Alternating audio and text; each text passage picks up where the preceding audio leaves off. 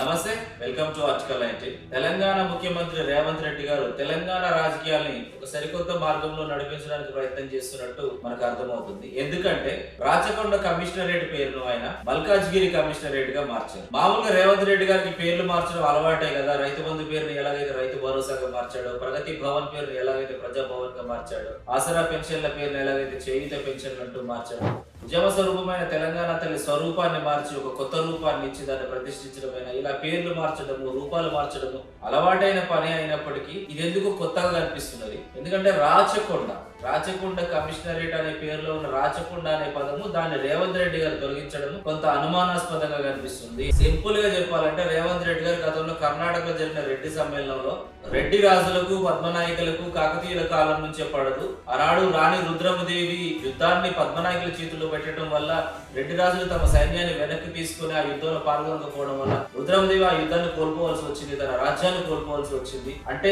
ఆ రోజు నుంచి ఈ రోజు వరకు రెడ్డి రాజులకు, పద్మనాయకులకు పడదు. పద్మనాయకులు అంటే ఈనాటి వెలమలని రేవంత్ రెడ్డి గారే చెప్పిండ్రు.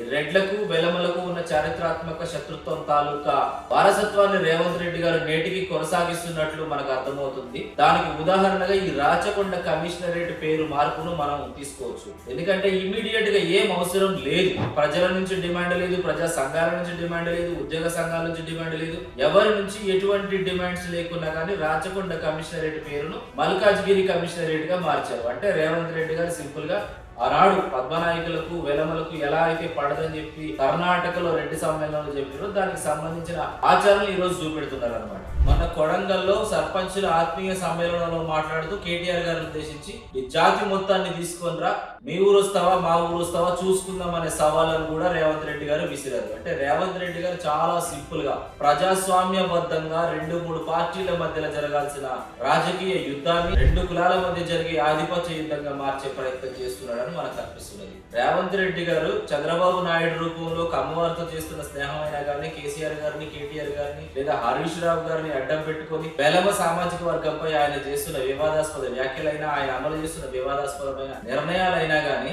ఆనాడు రెడ్డి రాజుల పూర్వీకులు పద్మనాయకుల రాజులపై ఊడిపోయిన ఓటమికి ప్రతీకగా ఈ రోజు వీటన్నిటిని నేను సాధిస్తున్నానని ఒక మెసేజ్ ను రెడ్డి సామాజిక వర్గంలోకి తీసుకుపోయి ఆ రెడ్డి సామాజిక వర్గం తాలూకా ఆర్థిక, సామాజిక అంగ బలాలన్నింటినీ తన వెనక ర్యాలీ తీసుకొని తన అధికారాన్ని సుస్థిరం చేసుకోవాలనే ప్రయత్నం చేస్తున్నాడని చెప్పని మనకు అర్థమవుతుంది.